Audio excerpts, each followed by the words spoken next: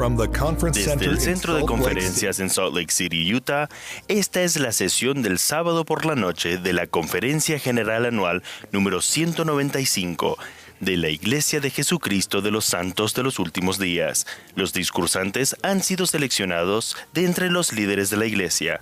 La música para esta sesión está a cargo de un coro combinado de la Universidad Brigham Young. Esta transmisión es un servicio público de Bonneville Distribution. Se puede utilizar para uso personal y no comercial en el hogar, con la familia o en la iglesia.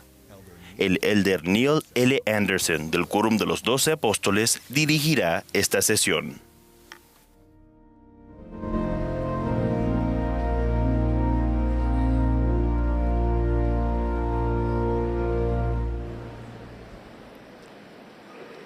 Hermanos y hermanas, gracias por acompañarnos en la sesión del sábado por la noche de la Conferencia General Anual número 195 de la Iglesia de Jesucristo de los Santos de los Últimos Días. Rogamos que sean bendecidos y fortalecidos al participar con nosotros. El presidente Russell M. Nelson, quien está viendo esta reunión desde casa, me ha pedido que dirija esta sesión.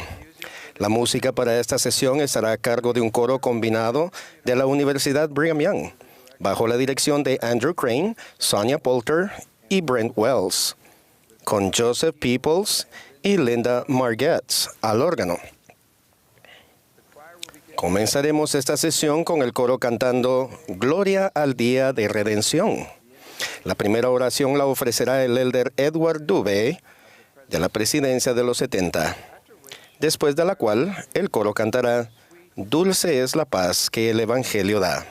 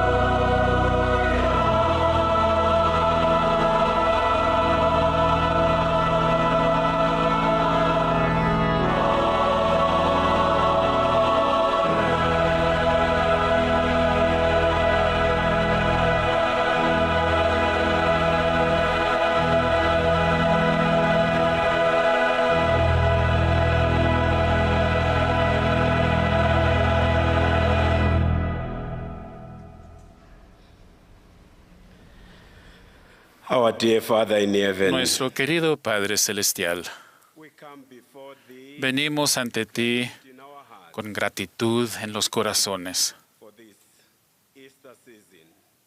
por esta temporada Commemorate de la Pascua de la Resurrección, atonement en la que recordamos la expiación de tu Hijo, nuestro Salvador Jesucristo. we're grateful.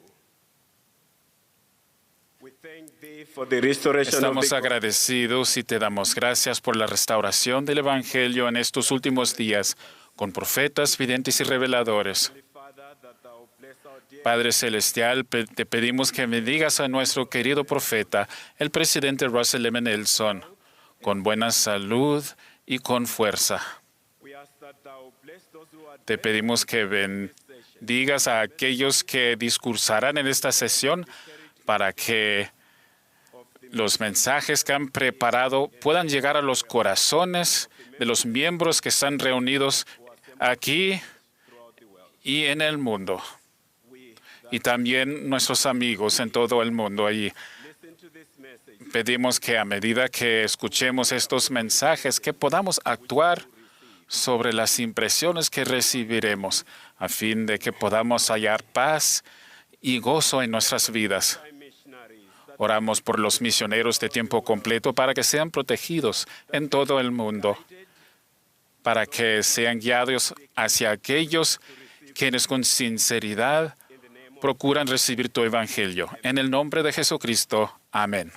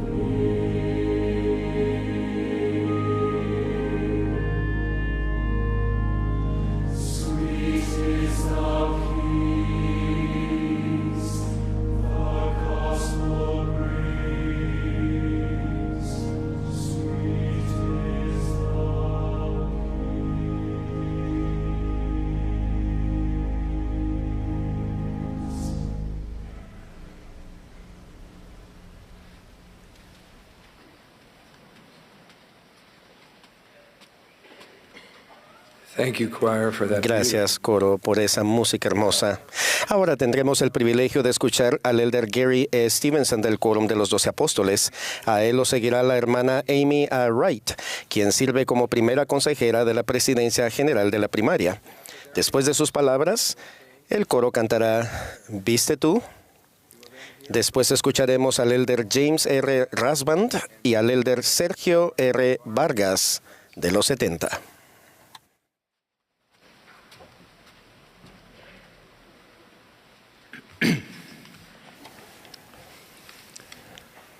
Al final de una larga asignación en el extranjero, mi esposa Lisa y yo llegamos a la terminal de un aeropuerto para tomar el último vuelo, uno nocturno, de vuelta a casa. Al estar de pie con muchos otros moviéndonos despacio en las largas colas, podíamos sentir la creciente ansiedad de otros viajeros, preocupados por lograr sus vuelos, pasar la revisión de pasaportes y visas y pasar con éxito los puestos de seguridad. Finalmente llegamos a un mostrador ocupado por una agente de aduanas, que no parecía afectada por los altos niveles de estrés en la sala. De manera casi mecánica y sin mirarnos, tomó mis documentos, comprobó mi foto, hojeó unas páginas tras otra y finalmente selló mi pasaporte con un golpe seco. Luego tomó los papeles de Lisa. Sin emoción, con la cabeza agachada y concentrada en su trabajo, hojeó metódicamente las páginas con ojo experto, centrándose en los detalles de los documentos que tenía delante. Nos quedamos algo sorprendidos cuando de repente se detuvo, levantó la cabeza y miró a los ojos a Lisa de una manera deliberada y cálida. Con una tierna sonrisa, selló suavemente el pasaporte de Lisa y le devolvió los documentos. Mi esposa le devolvió la sonrisa, tomó los documentos y se despidió amablemente. ¿Qué acaba de pasar?, pregunté con incredulidad. Entonces Lisa me mostró lo que la agente había visto. Una pequeña tarjeta con la imagen del Salvador, que accidentalmente había caído del bolso de Lisa a los pliegues de su pasaporte. Eso era lo que había descubierto la agente y lo que había cambiado su apariencia. Esa pequeña imagen del Salvador conectó los corazones de dos desconocidas sin aparente conexión, captando la belleza, el milagro y la realidad de la luz de Jesucristo. Durante el resto de aquel día, y a menudo desde entonces, he pensado en ese momento dulce y sencillo con asombro, y me he regocijado en el glorioso efecto que la luz de Cristo tiene sobre los hijos de Dios. Somos seguidores de Jesucristo y procuramos tanto recibir como compartir su luz. En el nombre de la Iglesia se encuentra implícita nuestra teología, de que la principal piedra del ángulo es Jesucristo mismo. Por medio de profetas antiguos y vivientes, nuestro Padre Celestial nos ha mandado, escúchalo, y venid a Cristo. Hablamos de Cristo, nos regocijamos en Cristo, predicamos de Cristo y profetizamos de Cristo. Enseñamos que Jesucristo es el Hijo de Dios, y durante su ministerio terrenal, Jesús enseñó su evangelio y estableció su iglesia. Testificamos que al final de su vida, Jesús expió nuestros pecados cuando sufrió en el jardín de Getsemaní, fue crucificado en la cruz y luego resucitó. Nos regocijamos porque gracias al sacrificio expiatorio del Salvador podemos ser perdonados y quedar limpios de nuestros pecados al arrepentirnos. Eso nos trae paz y esperanza y hace posible que volvamos a la presencia de Dios. Profetizamos que gracias a la resurrección de Jesús, la muerte no es el final, sino un importante paso hacia adelante. Todos resucitaremos después de morir. El espíritu y el cuerpo de cada persona volverán a unirse y vivirán para siempre. Los profetas vivientes de hoy, quienes reciben revelación de Dios para enseñarnos y guiarnos, nos invitan cada vez más a venir a Cristo. Nos están ayudando a centrar el corazón, los oídos y los ojos más plenamente en Él. Podríamos citar numerosos ejemplos de ajustes y mejoras anunciados por la primera presidencia, diseñados para enfocarnos en Jesucristo, tales como los siguientes. La decisión de retirar el nombre Iglesia Mormona y reemplazarlo con el nombre correcto, la Iglesia de Jesucristo de los Santos de los Últimos Días. La disposición de nuevas e inspiradas obras de arte basadas en Cristo para los centros de reunión. Los lemas y música de las mujeres y hombres jóvenes centrados en Jesucristo, como Soy discípulo de Jesucristo o Mira hacia Cristo. Un mayor énfasis en la expiación y la resurrección literal de Jesucristo, como los eventos más gloriosos de la historia. La celebración de la Pascua como una temporada y no solo como un día festivo, haciendo hincapié en Jesucristo. La presentación del identificador visual de la Iglesia y su naturaleza simbólica. Veamos más de cerca el impacto de algunos de estos aspectos. Primero, el símbolo de la Iglesia. En 2020, el presidente Nelson presentó un nuevo identificador visual para la Iglesia. Este símbolo refleja la verdad de que Cristo está en el centro de su Iglesia y debe estar en el centro de nuestra vida. Vemos este conocido símbolo en las recomendaciones para el templo, en los sitios web y las revistas de la Iglesia, como ícono de la aplicación Biblioteca del Evangelio e incluso en las placas de identificación militar para muchos miembros de la Iglesia sirviendo en las Fuerzas Armadas. El símbolo incluye el nombre de la Iglesia dentro de una piedra angular y es un recordatorio de que Jesucristo es la principal piedra del ángulo. La vemos aquí en camboyano y en uso en 145 idiomas.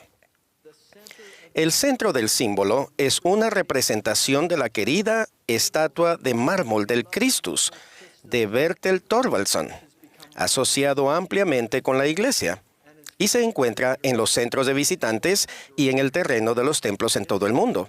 Su prominencia en el símbolo de la Iglesia sugiere que Cristo debe ser el centro de todo lo que hacemos. Así también, los brazos extendidos del Salvador indican su promesa de recibir a todos los que vengan a Él. Este símbolo es una representación visual del amor del Salvador y un recordatorio constante del Cristo viviente. Por curiosidad, he preguntado a muchos familiares y amigos acerca de un elemento importante del símbolo de la Iglesia. Sorprendentemente, muchos no han notado un detalle sagrado que alberga. Jesucristo se encuentra de pie bajo el arco, lo cual representa al Salvador resucitado saliendo del sepulcro. Verdaderamente celebramos al Cristo resucitado y viviente, incluso en el uso del símbolo de la Iglesia. Consideremos ahora el significado de la Pascua. En recientes mensajes de la primera presidencia sobre la Pascua, se nos ha instado a celebrar la resurrección del Salvador viviente, estudiando sus enseñanzas y ayudando a establecer tradiciones de Pascua de Resurrección en nuestra sociedad en general, especialmente dentro de nuestras propias familias. En resumen, se nos ha animado a tener una celebración más elevada y santa de la Pascua de Resurrección. Me encanta la revelación continua sobre la Pascua y me complacen sus esfuerzos por hacer de la Pascua una ocasión sagrada y santa. Además de la reunión sacramental el domingo de Pascua, otros ejemplos de actividades dignas incluyen devocionales de barrio y estaca o actividades el domingo de Ramos y durante la Semana Santa. Estas celebraciones incluyen actividades con niños y jóvenes, así como coros interreligiosos. Otros han organizado casas abiertas del Cristo viviente para miembros y amigos y han participado en eventos de Pascua comunitarios con múltiples denominaciones. Tales actividades reflejan las multitudes en Jerusalén uniendo voces para alabar al Salvador durante su entrada triunfal. Los informes sobre sus respuestas a la invitación de la primera presidencia de adorar en familia para conmemorar esta festividad tan importante son impresionantes. Creo que la adoración en familia en torno a la Pascua ha mejorado notablemente. Hace 2 años hablé sobre nuestra determinación como familia de mejorar cómo honramos la Pascua. Admito que aún estamos trabajando en ello. Siempre hemos disfrutado de una comida especial el domingo de Pascua, de canastitas de Pascua y de una búsqueda de huevos de Pascua, y todavía lo hacemos. Sin embargo, el agregar a nuestra celebración una dimensión espiritual intencional centrada en Jesucristo y su expiación ha traído un dulce equilibrio a nuestra conmemoración de estos eventos tan sagrados. Este año será nuestro tercer intento de hacer que la Pascua se centre en Cristo. Tal como la Natividad en Navidad, nuestra obra de teatro familiar de la Pascua incluye disfraces rudimentarios, lectura de pasajes del Nuevo Testamento y del Libro de Mormón, música, láminas sobre la Pascua, hojas de palma y un poco de caos, para ser completamente sincero. Cuando hijos y nietos leen y recitan las alabanzas del Domingo de Ramos, Hosana, bendito el que viene en el nombre del Señor, Hosana en las alturas, y este es Jesús de Galilea, parecen tan relevantes como lo es en la tierra paz, buena voluntad para con los hombres en Navidad. Ahora tenemos variedad de decoraciones. En vez de tener exclusivamente conejitos y huevos de Pascua, ahora lo complementamos con el Christus e imágenes del sepulcro vacío, el Salvador resucitado en el huerto del sepulcro y la aparición del Salvador a los nefitas. También nos esforzamos por hacer de la Pascua una temporada en lugar de un solo día. Nos esforzamos por conversar, meditar y celebrar el Domingo de Ramos, el Viernes Santo y los acontecimientos sagrados que tuvieron lugar durante toda la Semana Santa. La Pascua nos permite honrar tanto el sacrificio expiatorio de Jesucristo como su resurrección literal y gozosa. Sentimos pesar al imaginar el sufrimiento del Salvador en el jardín y en el Calvario, pero nuestro corazón se regocija al imaginar el sepulcro vacío y la proclamación celestial ha resucitado. Recientemente, la primera presidencia nos instó a esperar con anhelo la Pascua de Resurrección de Jesucristo, el más glorioso de todos los mensajes a la humanidad, y resaltan la magnitud de esta época del año. Aunque parece haber una tendencia creciente entre varios teólogos cristianos a ver la resurrección en términos figurados y simbólicos, nosotros afirmamos nuestra doctrina de que la resurrección significa que todos los que han vivido resucitarán. Y la resurrección es literal, porque así como en Adán todos mueren, así también en Cristo todos serán vivificados. Jesucristo rompió las ligaduras de la muerte por toda alma viviente. En verdad, asombro nos da la gracia que nos da Jesús. Aceptamos sus palabras de que nadie tiene mayor amor que este, que uno ponga su vida por sus amigos. C.S. Lewis declaró que para los apóstoles, predicar el cristianismo significaba principalmente predicar la resurrección. La resurrección es el tema central de cada sermón cristiano que se encuentra en el libro de Hechos. La resurrección y sus consecuencias fueron el Evangelio o las buenas nuevas que trajeron los cristianos. Proclamo que hay una resurrección. No hay victoria para el sepulcro y el aguijón de la muerte es consumido en Cristo. Para concluir, testifico que todos los que acepten las invitaciones de nuestro profeta viviente y sus consejeros de conmemorar con mayor intención los acontecimientos sagrados que representa la Pascua de Resurrección, descubrirán que su vínculo con Jesucristo se fortalece aún más. Hace unos días supe de una abuela que ensayó el relato de la Pascua con su nieto de 4 años, utilizando réplicas sencillas del sepulcro, la piedra que lo cubría, Jesús, María, los discípulos y el ángel. El pequeño observó y escuchó atentamente mientras su abuela relataba la sepultura, el cierre y la apertura del sepulcro y la escena de la resurrección en el huerto. Y más tarde, él repitió con cuidado el relato con sorprendente detalle a sus padres, mientras él mismo movía las figuras. Después de ese dulce momento, le preguntaron si sabía por qué celebramos la Pascua. Y levantando la vista respondió, con el razonamiento propio de un niño, porque Él vive. Agrego mi testimonio al suyo, al de ustedes y al de los ángeles y profetas, de que Él ha resucitado y vive, de lo cual testifico en el nombre de Jesucristo. Amén.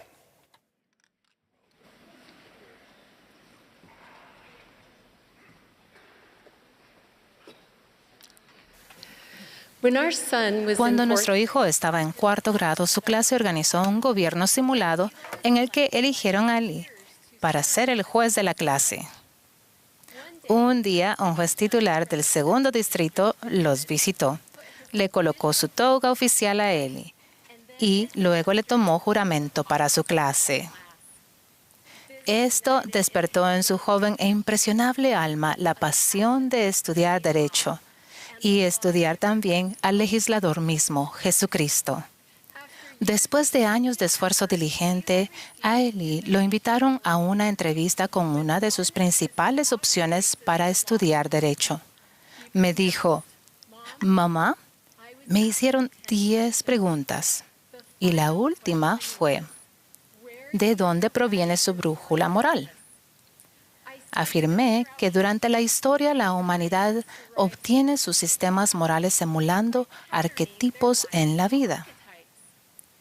El arquetipo de moralidad que intento emular en mi vida es el de Jesucristo. Dije que si toda la humanidad siguiera las enseñanzas de Jesucristo en el Sermón del Monte, el mundo sería un lugar mejor y más pacífico. Así terminó la entrevista y Eli pensó, adiós a mis sueños de infancia. Nadie en la academia secular quiere oír hablar de Cristo. 2 semanas después, aceptaron a Eli con una beca. Antes de aceptar, visitamos el campus. La Facultad de Derecho parecía un castillo en lo alto de una colina con vistas a un hermoso lago. Sorprendentemente, al caminar por la magnífica biblioteca y los majestuosos pasillos, vimos atributos del Sermón del Monte en los estandartes y tallados en piedra. El Sermón del Monte es el discurso más notable que se ha pronunciado jamás y fue pionero en lo que enseñaba. Ningún otro sermón nos ayuda a comprender mejor el carácter de Jesucristo, sus atributos divinos y nuestro propósito último de llegar a ser como Él. El ser discípulos de Jesucristo para toda la vida comienza en el hogar y en la primaria a partir de los 18 meses de edad. Queremos que nuestros hijos crean en Jesucristo, que pertenezcan a Jesucristo y a su iglesia por medio de los convenios y que se esfuercen por llegar a ser como Jesucristo. Primero, que crean en Jesucristo. Después del sermón del pan de vida, a muchos de los discípulos del Señor les resultó difícil aceptar sus enseñanzas y doctrina, y volvieron atrás y ya no andaban con Él. Entonces Jesús se volvió a los 12 e hizo una pregunta desgarradora. ¿También vosotros queréis iros? Pedro respondió, Señor, ¿a quién iremos? Tú tienes las palabras de vida eterna. Nosotros hemos creído y sabemos que tú eres el Cristo, el Hijo del Dios viviente. Tal como demostró Pedro, creer es tener fe en alguien o aceptar que algo es verdad. Y para que la fe conduzca a la salvación, debe estar centrada en el Señor Jesucristo. Ejercemos la fe en Jesucristo si tenemos la certeza de que Él existe, si comprendemos su carácter y naturaleza verdaderos, y si sabemos que estamos esforzándonos por vivir de acuerdo con su voluntad. Nuestro amado profeta, el presidente Russell M. Nelson, declaró, la fe en Jesucristo es el fundamento de toda creencia y el conducto del poder divino. ¿Cómo ayudamos a los niños a fortalecer su fe en Jesucristo y a tener acceso a su poder divino? No hace falta mirar más allá de nuestro Salvador. El Señor habló al pueblo diciendo, «He aquí, yo soy Jesucristo. Levantaos y venid a mí». Los de la multitud se adelantaron y metieron las manos en su costado y palparon las marcas de los clavos en sus manos y en sus pies. Y esto hicieron, yendo uno por uno. Y vieron con los ojos y palparon con las manos y supieron con certeza y dieron testimonio de que era Él. Mediten en cómo pueden verse esto en la vida de los niños pequeños. ¿Oyen estos testimonios de Jesucristo y su Evangelio? ¿Ven imágenes de su ministerio y divinidad que reflejan reverencia y adoración? ¿Sienten y reconocen al Espíritu Santo que testifica de su realidad y divinidad? ¿Conocen su mensaje y su misión? Segundo, que pertenezcan a Jesucristo y a su iglesia. El pueblo del rey Benjamín tuvo un potente cambio en el corazón y por convenio dedicó su vida a hacer la voluntad de Dios. Por el convenio que hicieron con Dios y Jesucristo, fueron llamados progenie de Cristo, hijos e hijas de Él. Como miembros de la Iglesia de Jesucristo de los Santos de los Últimos Días, tenemos la responsabilidad por convenio de edificar su reino y prepararnos para su regreso. ¿Cómo ayudamos a los niños a hacer convenios sagrados y guardarlos? En el manual Ven, Sígueme, en los apéndices A y B, hay frases para iniciar conversaciones, lecciones que capacitarán a las familias y apoyarán a los maestros y líderes en su mayordomía sagrada de preparar a los niños para toda una vida en la senda de los convenios de Dios. Tercero, que lleguen a ser como Jesucristo. En el libro de Mormón, el Salvador exhortó a sus discípulos recién llamados a emularlo lo más fielmente posible. ¿Qué clase de hombres habéis de ser? En verdad os digo, aún como yo soy. ¿Cómo ayudamos a los niños bautizados y confirmados a cumplir con su responsabilidad por convenio de congregarse ellos mismos y a los demás en Jesucristo? El discipulado para toda la vida requiere que seamos hacedores de la palabra y no tan solamente oidores. Cuando inviten a los discípulos más jóvenes del Señor, aprovechen cada oportunidad para guiarlos y enseñarles la senda a seguir. Aconsejen a estos preciosos pequeñitos cuando ellos se preparen para enseñar, testificar, orar o servir, para que tengan confianza y sientan gozo al cumplir con sus responsabilidades. Busquen maneras inspiradas de ayudarlos a saber que esta es su iglesia y que tienen una función vital que desempeñar en la preparación para el regreso del Salvador. A medida que Jesucristo se convierte en el centro de nuestra vida, lo que deseamos y cómo lo deseamos cambia para siempre.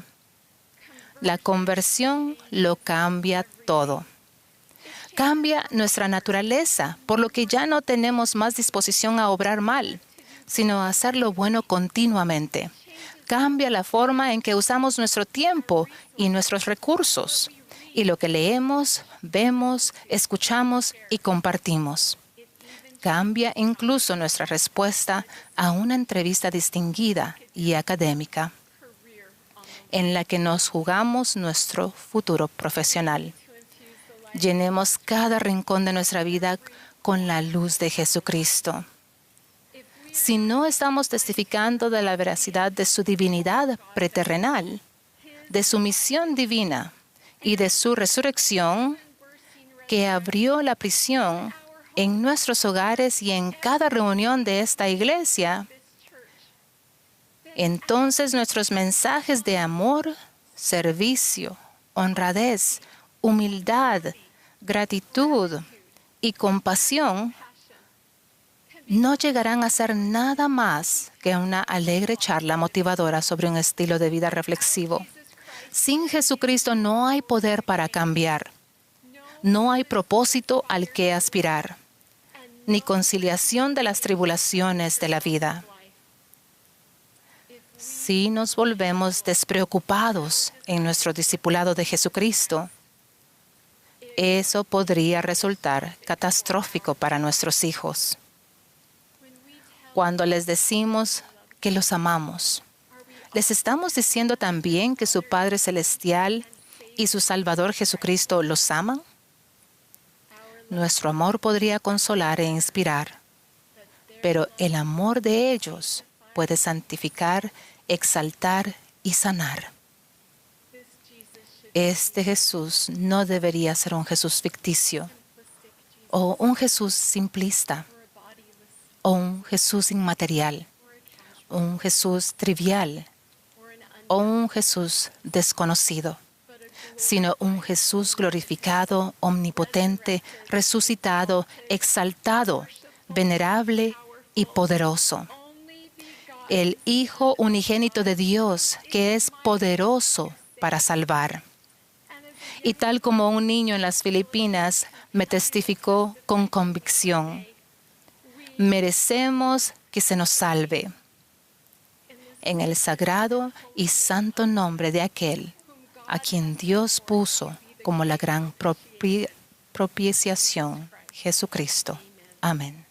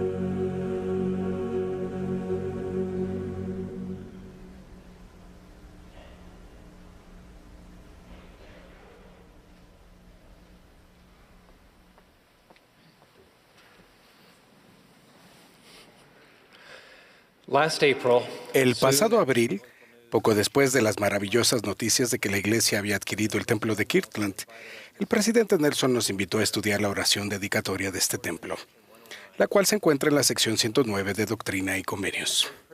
La oración dedicatoria, dijo el presidente Nelson, constituye una instrucción de cómo el templo nos da poder a ustedes y a mí para hacer frente a los desafíos de la vida en estos últimos días.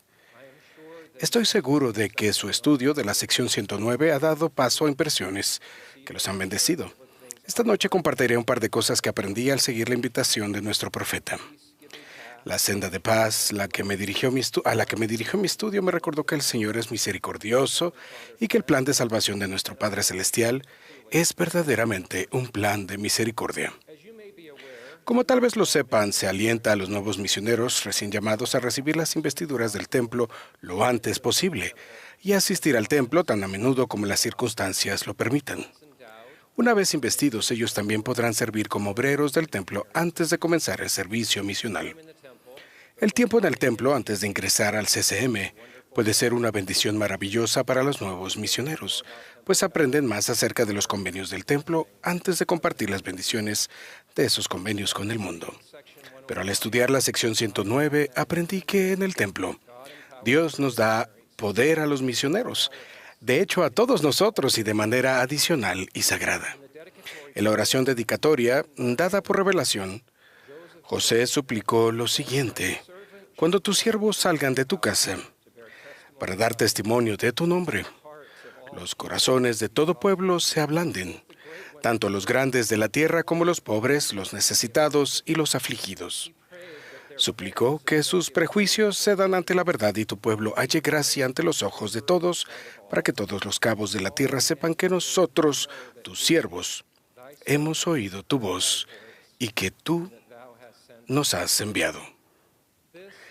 Esta es una hermosa promesa para todo misionero recién llamado, que los prejuicios cedan ante la verdad, que halle gracia ante los ojos de todos, y que el mundo sepa que es enviado del Señor.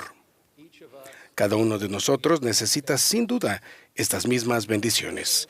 ¿Qué bendición sería que se ablandasen los corazones al interactuar con nuestros vecinos y compañeros de trabajo? La oración dedicatoria no explica exactamente cómo el tiempo que pasamos en el templo ablandará los corazones de otras personas, pero estoy convencido que está directamente relacionado con cómo el tiempo que dedicamos a estar en la casa del Señor ablanda nuestro propio corazón al centrarnos en Jesucristo y su misericordia. Al estudiar la oración dedicatoria del templo de Kirtland, también me sorprendió que José una y otra vez suplicó misericordia para los miembros de la iglesia, los enemigos de la iglesia, los líderes del país, las naciones de la tierra, y de manera muy personal suplicó al Señor que se acordara de él y tuviera misericordia de su amada Emma y sus hijos. ¿Cómo se sentiría José cuando una semana más tarde, el día de la Pascua de Resurrección, el 3 de abril de 1836, el Salvador se le apareció a él y a Oliver Cowdery en el templo de Kirtland, y como lo consta en la sección 110 de Doctrina y Convenios, dice: he aceptado esta casa, y mi nombre estará aquí, y me manifestaré a mi pueblo en misericordia en esta casa. Esta promesa de misericordia debió tener un significado especial para José. Y como enseñó el presidente Nelson en abril del año pasado, esta promesa también aplica a cada templo dedicado en la actualidad. Hay tantas maneras en las que todos podemos hallar misericordia en la casa del Señor. Esto ha sido cierto desde que Él mandó el Señor por primera vez a Israel a construir un tabernáculo y poner en su centro el propiciatorio. En el templo hallamos misericordia en los convenios que hacemos. Estos, sumados al convenio bautismal, nos vinculan al Padre y al Hijo y nos dan acceso adicional a lo que el presidente Nelson nos ha enseñado, que es un tipo especial de amor y misericordia, que en hebreo se le llama Gesed. Hallamos misericordia en la oportunidad de ser sellados a nuestra familia por la eternidad. Y en el templo también llegamos a entender con mayor claridad que la creación, la caída, el sacrificio expiatorio del Salvador y nuestra capacidad de entrar de nuevo en la presencia de nuestro Padre Celestial, cada parte del plan de salvación, son una manifestación de su misericordia. De hecho, podría decirse que el plan de salvación es un plan de felicidad, precisamente porque es el plan de la misericordia. Estoy tan agradecido por la hermosa promesa de la sección 110, que dice que el Señor se manifestará en misericordia en sus templos. También agradezco por lo que revela acerca de cómo el Señor se manifiesta en misericordia siempre que nosotros, como José, Suplicamos misericordia. La petición de misericordia de José Smith, que se encuentra en la sección 109, no fue la primera ocasión en que sus súplicas de misericordia tuvieron como resultado revelaciones. En la arboleda sagrada, el joven José oró no solo para saber que la iglesia era verdadera, sino que también mencionó que clamó al Señor pidiendo misericordia, porque no existía nadie más a quien dirigirse para obtenerla. De algún modo, el hecho de reconocer que necesitaba una misericordia que solo podía proporcionarle el Señor sirvió para abrir las ventanas de los cielos. 3 años más tarde, el ángel Moroni se le apareció después de lo que José dijo que fue su oración, y menciona a él, pidiéndole a Dios Todopoderoso perdón de todos mis pecados e imprudencias. Este modelo o patrón de recibir revelación a consecuencia de una petición de misericordia es algo habitual en las Escrituras. Él nos escuchó la voz del Señor solo después de orar pidiendo perdón. La conversación del padre del rey Lamoni comenzó con esta oración: abandonaré todos mis pecados para conocerte. Tal vez no seamos bendecidos con experiencias tan espectaculares, pero para aquellos que a veces luchan por sentir respuestas a sus oraciones, buscar y procurar la misericordia del Señor es una de las maneras más poderosas de sentir el testimonio del Espíritu Santo. En Moroni 10.3.5 se enseña de manera muy hermosa un principio similar. Muchas veces simplificamos estos versículos para enseñar que a través de la oración sincera podemos saber que el libro de Mormón es verdadero. Sin embargo, esta simplificación puede dejar de lado el importante papel de la misericordia. Escuchen cómo comienza Moroni su exhortación. Quisiera exhortaros a que cuando leáis estas cosas, recordéis cuán misericordioso ha sido el Señor con los hijos de los hombres, desde la creación de Adán hasta el tiempo en que recibáis estas cosas, y que lo meditéis en vuestros corazones. Moroni nos insta no solo a leer estas cosas, como los registros que estaba a punto de sellar, sino que también a meditar en nuestros corazones lo que el libro de Mormón revela acerca de cuán misericordioso ha sido el Señor con los hijos de los hombres. Meditar en la misericordia de Dios es lo que nos prepara para que preguntemos a Dios el Eterno Padre, en el nombre de Cristo, si no son verdaderas estas cosas. Al meditar sobre el libro de Mormón, podríamos preguntarnos, ¿realmente es cierto lo que Alma enseñó? Que el plan de la misericordia de Dios garantiza que cada persona que haya vivido en esta tierra será resucitada y que todo será restablecido a su propia y perfecta forma. ¿Tiene razón Amulek en que la misericordia del Salvador satisface todas las exigencias reales y amargas de la justicia que de otro modo nos veríamos obligados a pagar en lugar de ceñirnos con brazos de seguridad? ¿Es cierto que, como testificó Alma, Cristo no solo por nuestros pecados, sino por nuestros dolores y aflicciones, de tal forma que supiera cómo socorrer a los de su pueblo de acuerdo con sus debilidades? ¿Es realmente tan misericordioso el Salvador como le enseñó el rey Benjamín, que como una dádiva gratuita expió los pecados de aquellos que han muerto sin saber la voluntad de Dios concerniente a ellos o que han pecado por ignorancia? ¿Es cierto, como lo dijo Leí, Adán cayó para que los hombres existiesen y existen los hombres para que tengan gozo? Es realmente cierto, como testificó Abinadí citando a Isaías, que Jesucristo fue herido por nuestras transgresiones, golpeado por nuestras iniquidades, y el castigo de nuestra paz fue sobre él, y con sus llagas somos sanados. En resumen, ¿es el plan del Padre, tal como se enseña en el libro de Mormón, realmente tan misericordioso? Testifico que lo es, y que las enseñanzas de misericordia, rebosantes de esperanza y paz del libro de Mormón, son verdaderas. Aún así, imagino que algunos estarán luchando, a pesar de su lectura y oraciones fieles, por cumplir la promesa de Moroni, de que el Padre Celestial les manifestará la verdad de ellas por el poder del Espíritu Santo. Conozco esta lucha, porque hace muchos años yo la tuve, cuando mi primer par de lecturas del libro de Mormón no produjeron una respuesta clara e inmediata a mis oraciones. Si ustedes están luchando así, me gustaría invitarlos a seguir el consejo de Moroni, de meditar en las muchas maneras en que el libro de Mormón enseña cuán misericordioso ha sido el Señor con los hijos de los hombres. Basándome en mi experiencia, espero que cuando lo hagan, La paz del Espíritu Santo pueda adentrarse en sus corazones y sepan, crean y sientan que el libro de Mormón y el plan de la misericordia que en él se enseña son verdaderos. Expreso mi gratitud por el gran plan de misericordia del Padre y por la disposición del Salvador para llevarlo a efecto. Sé que Él se manifestará a sí mismo en misericordia en su santo templo y en toda parte de nuestras vidas, si nosotros lo buscamos. En el nombre de Jesucristo. Amén.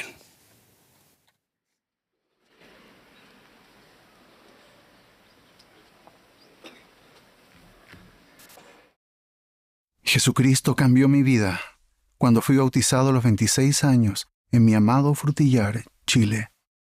En aquel entonces, mi empleo me llevaba a recorrer el océano, los ríos y los lagos de la bella Patagonia chilena. Después de mi bautismo, vi mi trabajo y mi vida de manera diferente, reconociendo en verdad que todas las cosas indican que hay un Dios. En su entorno natural, el salmón nace en la cabecera de los ríos. En algún momento de su vida, siente la necesidad de nadar río abajo para llegar al océano, donde hay el alimento y las condiciones necesarias para su desarrollo. Sin embargo, el océano es también un lugar peligroso, donde acechan los depredadores, y los pescadores capturan el salmón con anzuelos centellantes que imitan su comida, pero que no lo alimentan. Si logra sobrevivir a estas amenazas, estará listo para emplear su potente sistema de guía para nadar contracorriente en el río hasta el mismo lugar donde nació, teniendo que enfrentar algunas dificultades nuevas y otras ya conocidas. Los científicos han estudiado sus conductas migratorias durante años y han descubierto que el salmón tiene una especie de mapa magnético parecido a un GPS que lo guía hasta su destino final con una precisión asombrosa. Un día, todos podremos volver al hogar celestial del que venimos, y al igual que el salmón, tenemos nuestro propio mapa magnético o la luz de Cristo para guiarnos hasta allí. Jesús enseñó a sus discípulos: «Yo soy el camino, y la verdad, y la vida. Nadie viene al Padre sino por mí». Al centrar nuestra vida en Jesucristo, hallaremos el camino a casa, perseverando hasta el fin y regocijándonos hasta el fin. El presidente Nelson enseñó que el gozo que sentimos tiene poco que ver con las circunstancias de nuestra vida y tiene todo que ver con el enfoque de nuestra vida. En la proclamación para la familia leemos que cada uno de nosotros es un amado hijo o hija procreado como espíritu por padres celestiales, y como tal, cada uno tiene una naturaleza y un destino divinos. En el mundo premortal, hijos e hijas procreados como espíritus conocieron a Dios y lo adoraron como su Padre eterno, y aceptaron su plan por medio del cual sus hijos podrían obtener un cuerpo físico y ganar experiencia terrenal para progresar hacia la perfección y finalmente lograr su destino divino como herederos de la vida eterna. Antes de su nacimiento en esta vida, Jesucristo se apareció a Moisés y le habló en representación del Padre. Le dijo a Moisés que tenía una gran obra para que él hiciera. Durante esa reunión, en varias ocasiones, el Señor le habló llamándolo Hijo mío. Después de aquella experiencia, Satanás se presentó para tentarlo, diciendo: «Moisés, hijo de hombre, adórame». Moisés reaccionó ante la tentación, acordándose de su naturaleza divina, diciendo: «¿Quién eres tú? Porque aquí yo soy un hijo de Dios». La verdad libró a Moisés de un ataque del adversario. Hermanos y hermanas, los anzuelos de la vida terrenal son reales.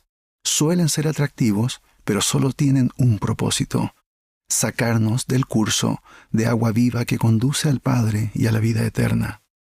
Yo sé lo reales que pueden ser los anzuelos de la vida terrenal. Cierto domingo, siendo yo un converso nuevo, me hallaba enseñando una clase del sacerdocio cuando surgió una conversación muy desconcertante. Me costó terminar la lección. Me sentí ofendido y consideraba que yo era la víctima. Sin decir una palabra, me dirigí a la salida con la idea de que no regresaría a la iglesia por un tiempo. En aquel mismo momento, un poseedor del sacerdocio que se había preocupado por mí me detuvo. Con amor, Él me invitó a centrarme en Cristo y no en la situación que acabábamos de vivir en la clase. Al rememorar aquella experiencia con Él, mencionó que Él había oído una voz que le dijo: «Ve tras de Él, Él es importante para mí». Mis queridos amigos, todos somos importantes para Él. El presidente Nelson enseñó: debido a nuestro convenio con Dios, Él jamás cejará en sus esfuerzos por ayudarnos, y nunca agotaremos su misericordiosa paciencia para con nosotros. Nuestra naturaleza divina y nuestra relación por convenio con Dios nos facultan para recibir ayuda divina. Así como el salmón necesita nutrirse en el océano para crecer, también nosotros necesitamos nutrirnos espiritualmente para no morir de desnutrición espiritual. La oración, las escrituras, el templo y la asistencia regular a las reuniones dominicales son imprescindibles en nuestro menú espiritual. En noviembre de 1956, Ricardo García entró en las aguas del bautismo en Chile, convirtiéndose en el primer miembro de la iglesia en mi país. Un día antes de fallecer, él declaró ante familiares y amigos: «Hace muchos años, los misioneros me invitaron a ser feliz junto con mi familia. Soy un hombre feliz. Digan a todos en Chile que el Evangelio es felicidad». Después de haber sido nutrido con el Evangelio de Jesucristo, Ricardo dedicó toda su vida a servir a Dios y a su prójimo con amor.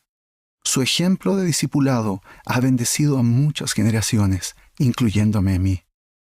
El profeta José Smith enseñó que un hombre lleno del amor de Dios no se conforma con bendecir solamente a su familia, sino que va por todo el mundo anheloso de bendecir a toda la raza humana. En lo más recóndito de nosotros abrigamos el deseo de regresar a nuestro hogar celestial, y Jesucristo es nuestro sistema de guía celestial. Él es el camino. Su sacrificio expiatorio hace posible que hagamos convenios sagrados con Dios. Una vez que hagamos convenios, nos encontraremos de vez en cuando nadando contra la corriente. El peligro, la decepción, la tentación y la aflicción pondrán a prueba nuestra fe y nuestra fortaleza espiritual. Pidan ayuda. Jesucristo es comprensivo y siempre está dispuesto a llevar nuestras cargas. Recuerden que a Él se le conoce como varón de dolores y experimentado en quebranto. El Salvador enseñó: «En el mundo tendréis aflicción, pero confiad, yo he vencido al mundo». Su sacrificio expiatorio permite que se nos perdonen los pecados, hasta el punto de que Él no los recuerda más. Tal vez no olvidemos nuestros pecados por completo como parte de nuestro aprendizaje terrenal para que, al recordarlos, no los repitamos. En su lugar, acordémonos de Él cuando participemos de la Santa Cena cada domingo en la iglesia. Esta ordenanza es una parte esencial de la adoración y del progreso espiritual. El gozo llega cuando entendemos que este no es simplemente otro día. El día de reposo fue hecho por causa del hombre, con la intención de que descansemos del mundo y renovemos nuestro cuerpo y espíritu. También lo recordamos a Él cuando vamos al templo, que es la casa del Señor. Los templos nos brindan un conocimiento más profundo de Jesucristo como el centro del convenio que nos conduce a la vida eterna, el mayor de todos los dones de Dios. Asistir al templo me ha dado consuelo y gran esperanza sobre nuestro destino eterno. He experimentado conexiones celestiales con personas a ambos lados del velo. He visto milagros de sanación en la vida de mis jóvenes hijos, 2 de los cuales padecen unas enfermedades silenciosas que requieren de cuidado diario por el resto de esta vida. Nuestra familia se regocija cuando hablamos sobre el plan de felicidad. Los rostros de mis hijos se iluminan cuando escuchan que, gracias a Jesucristo, sus aflicciones no serán más que por un breve momento. Amamos a nuestros hijos profundamente y sabemos que algún día, como enseñó el presidente Jeffrey R. Holland, ellos se presentarán ante nosotros glorificados y grandiosos, asombrosamente perfectos en cuerpo y mente. Nuestros convenios nos acercan más a Dios, al grado de hacer posible lo imposible, inundando con luz y paz cada rincón oscuro e incierto. Gracias a Jesucristo hay esperanza y razones bien fundadas para seguir amando, orando y apoyando a aquellos por quienes nos preocupamos. Sé que Él vive. Él nos conoce y nos ama. Él es el camino, la verdad y la vida del mundo. Los invito hoy a todos a que centremos nuestra vida en Jesucristo y en sus enseñanzas. El hacer esto evitará que mordamos los anzuelos de la tentación, de la ofensa y de la autocompasión. Nos elevaremos como templos, santos, firmes y constantes. Resistiremos las tormentas y llegaremos a casa, perseverando hasta el fin y regocijándonos hasta el fin. En el nombre de Jesucristo. Amén. And we will make it home, enduring to the end and rejoicing to the end. In the name of Jesus Christ. Amen.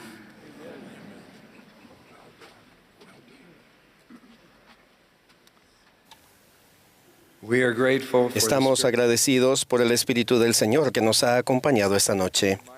Les recordamos la transmisión a nivel nacional de música y palabras de inspiración que se emitirá mañana por la mañana de 9:30 a 10 a.m., hora de Salt Lake City.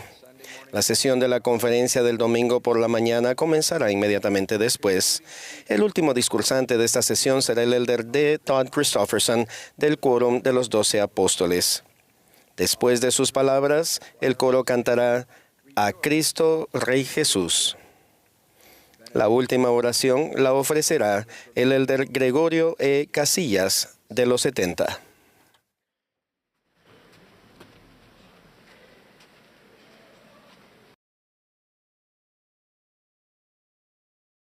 Y cuando Jesús nació en Belén de Judea en los días del rey Herodes, he aquí unos magos vinieron del oriente a Jerusalén, diciendo, ¿Dónde está el rey de los judíos que ha nacido? Porque su estrella hemos visto en el oriente y venimos a adorarle.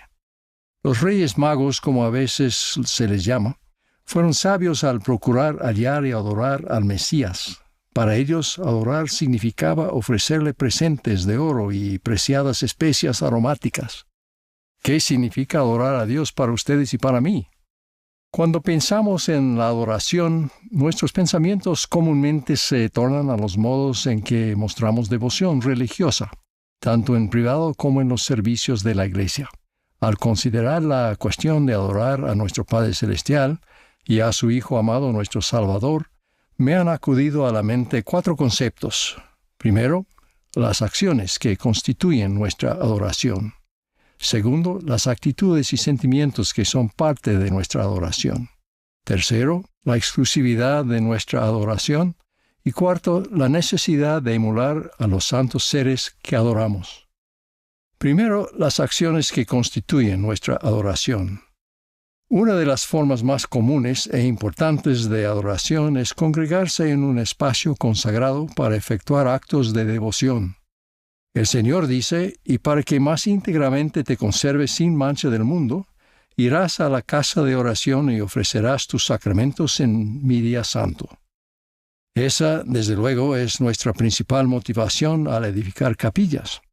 Pero si es necesario, un espacio no dedicado será suficiente si podemos investirlo de algún grado de santidad. Lo más importante es lo que hacemos cuando nos congregamos en el día del Señor. Desde luego, nos vestimos lo mejor que podamos de acuerdo con nuestros medios, no de forma extravagante, sino modesta, de un modo que indique nuestro respeto y reverencia por la deidad. De igual manera, nuestra conducta es reverente y respetuosa. Adoramos al unirnos en oración, adoramos al cantar himnos, adoramos al instruirnos y aprender unos de otros. Jesús dice, recuerda que en el día del Señor, ofrecerás tus ofrendas y tus sacramentos al Altísimo, confesando tus pecados a tus hermanos y ante el Señor. No nos reunimos para entretener ni para que se nos entretenga, como por ejemplo por medio de una banda musical, sino para recordarlo a Él y ser más perfectamente instruidos en su Evangelio. En la conferencia general más reciente, el elder Patrick Kieran nos recordó que no nos reunimos en el día de reposo simplemente para asistir a la reunión sacramental y marcarlo en una lista. Nos reunimos para adorar. Existe una diferencia significativa entre las dos cosas. Asistir significa estar físicamente presente, pero adorar es alabar y venerar intencionalmente a nuestro Dios de una forma que nos transforma. Dedicar nuestros días de reposo al Señor y sus propósitos es en sí mismo un acto de adoración. Hace algunos años, el entonces elder Russell M. Nelson observó: ¿cómo santificamos el día de reposo? En mi juventud estudiaba las listas que otras personas habían recopilado de lo que se podía y lo que no se podía hacer en el día de reposo. No fue sino hasta más adelante que aprendí de las Escrituras que mi conducta y mi actitud en el día de reposo constituían una señal entre mi Padre Celestial y yo. Con ese entendimiento ya no necesité más listas de lo que se podía y no se podía hacer. Cuando tenía que tomar una decisión en cuanto a si una actividad era o no era apropiada para el día de reposo, simplemente me preguntaba a mí mismo, ¿qué señal quiero darle a Dios? La adoración en el día del Señor está marcada por un énfasis particular en el gran sacrificio expiatorio de Jesucristo. Celebramos apropiada y especialmente su resurrección en la Pascua, pero también cada semana, al participar de los emblemas sacramentales de su expiación, incluyendo su resurrección. Para la persona contrita, tomar la Santa Cena es el acto central de la adoración del día de reposo. Adorar juntos como el cuerpo de Cristo tiene poder y beneficios singulares al enseñarnos, servirnos y sostenernos unos a otros. Como comunidad de santos nos fortalecemos unos a otros en la adoración y en la fe. Aún así, no podemos olvidar los actos diarios de adoración en los que participamos individualmente y en el hogar. El Salvador nos recuerda: sin embargo, tus votos se ofrecerán en rectitud todos los días y a todo tiempo. Un hermano observó sabiamente: no imagino ninguna forma más profunda de adorar a Dios que recibir a sus pequeñitos en nuestra vida y cuidarlos y enseñarles el plan que Él tiene para ellos. Alma y Amulek enseñaron a los soramitas, a quienes se les habían prohibido entrar en sus sinagogas, que adoraran a Dios no solo una vez por semana, sino siempre, y en cualquier lugar en que estuvieres. Hablaron sobre la oración como modo de adoración. Debéis derramar vuestra alma en vuestros aposentos, en vuestros sitios secretos y en vuestros yermos. Sí, cuando no estéis clamando al Señor, dejad que rebosen vuestros corazones entregados continuamente en oración a Él. También hablaron de escudriñar las Escrituras, de dar testimonio de Cristo, de los actos y del servicio caritativos, de recibir al Espíritu Santo y de vivir cada día en acción de gracias. Consideren esa idea, vivir cada día en acción de gracias. Aquello hace referencia a mi segundo concepto, las actitudes y los sentimientos inherentes en la adoración. Sentir y expresar gratitud a Dios es, de hecho, lo que infunde a la adoración un sentido de gozosa renovación en lugar de verla solo como un deber más. La verdadera adoración significa amar a Dios y someter a Él nuestra voluntad, que es la dádiva más preciada que podemos ofrecer. Cuando se le preguntó cuál era el primer mandamiento de toda la ley, Jesús replicó: amarás al Señor tu Dios con todo tu corazón y con toda tu alma y con toda tu mente. Además, lo llamó el grande mandamiento. Esa fue la norma personal de Jesús de adoración del Padre. Su vida y su sacrificio expiatorio fueron dedicados a la gloria del Padre. Recordamos conmovidos el desgarrador ruego de Jesús en medio de un sufrimiento y una angustia inimaginables. Padre mío, si es posible, pase de mí esta copa, pero también sus palabras sumisas, pero no sea como yo quiero, sino como tú. La adoración es esforzarse por seguir ese ejemplo perfecto. No lograremos la perfección en este curso de la noche a la mañana, pero si cada día le ofrecemos a Él como sacrificio un corazón quebrantado y un espíritu contrito, Él nos bautizará de nuevo con su espíritu y nos llenará de su gracia. Tercero, la exclusividad de nuestra adoración. En la primera sección de Doctrina y Convenios, el Señor pronuncia esta reprobación al mundo. ¿Por qué se han desviado de mis ordenanzas y han violado mi convenio sempiterno? No buscan al Señor para establecer su justicia. Antes todo hombre anda por su propio camino, y en pos de la imagen de su propio Dios, cuya imagen es a semejanza del mundo. Es bueno que recordemos el ejemplo de los 3 jóvenes judíos, Ananías, Misael y Azarías, que fueron llevados cautivos a Babilonia no mucho después que Ley y su familia salieran de Jerusalén.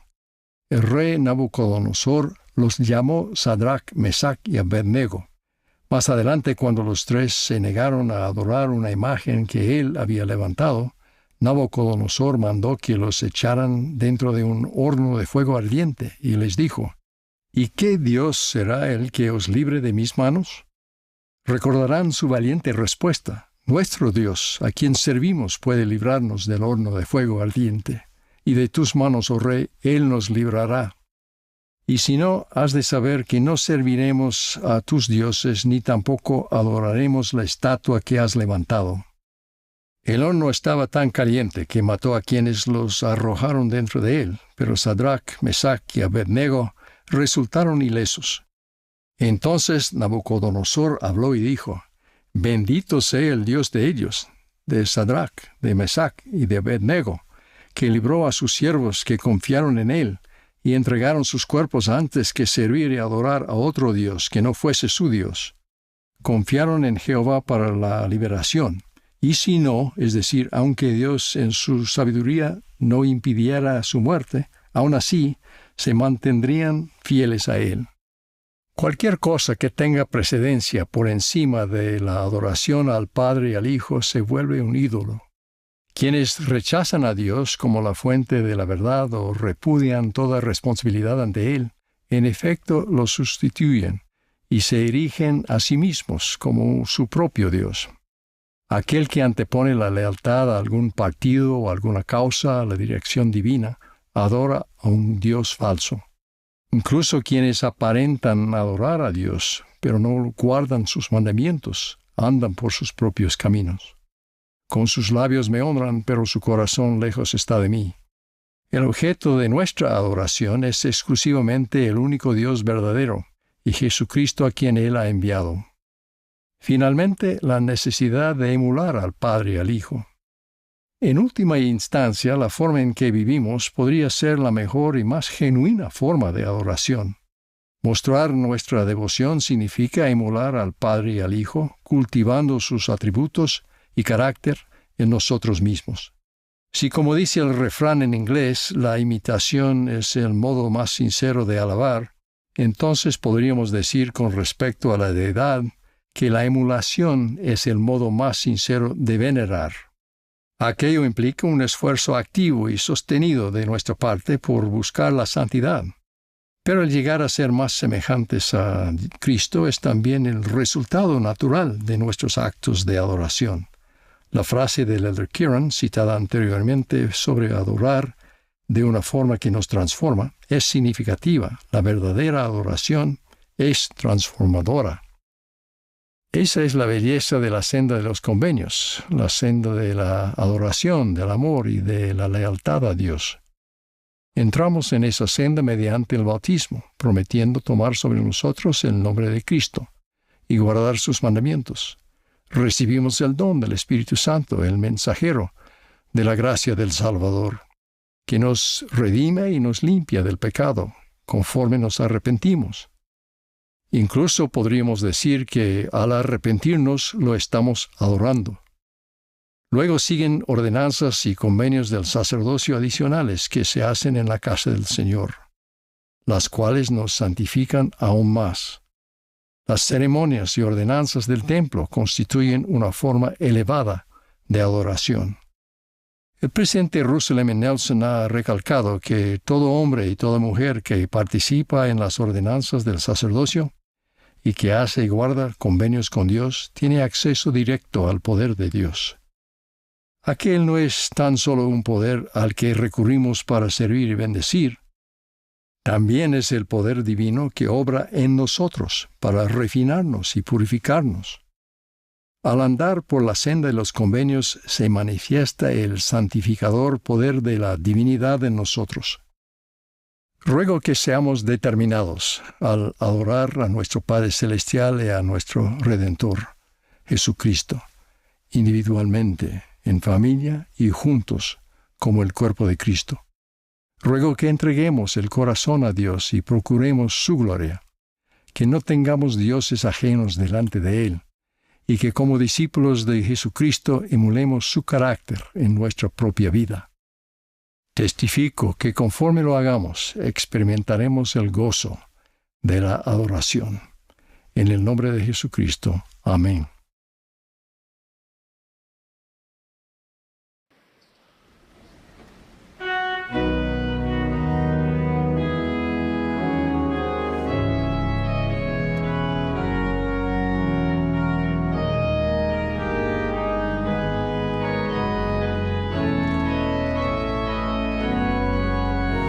Rejoice, the Lord is King, your Lord and King.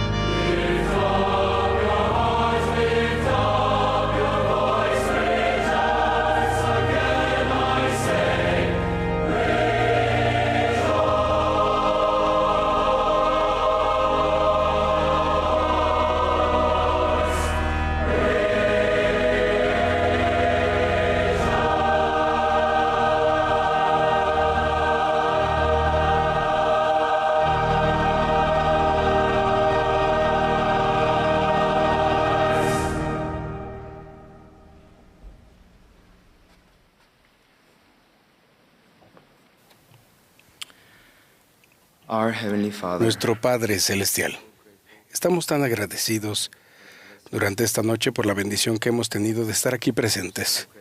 Agradecemos tanto los mensajes, los cuales han tocado nuestros corazones y nuestras mentes. Agradecemos mucho por tu Hijo Jesucristo y por su expiación. Te pedimos, Padre, que podamos vivir una vida de convenios, y te pedimos, Padre, que podamos ser verdaderos discípulos de Jesucristo, que podamos de igual manera compartir estos mensajes y edificar a otros. Y pedimos estas cosas, Padre, y lo hacemos en el nombre de tu Hijo Jesucristo. Amén.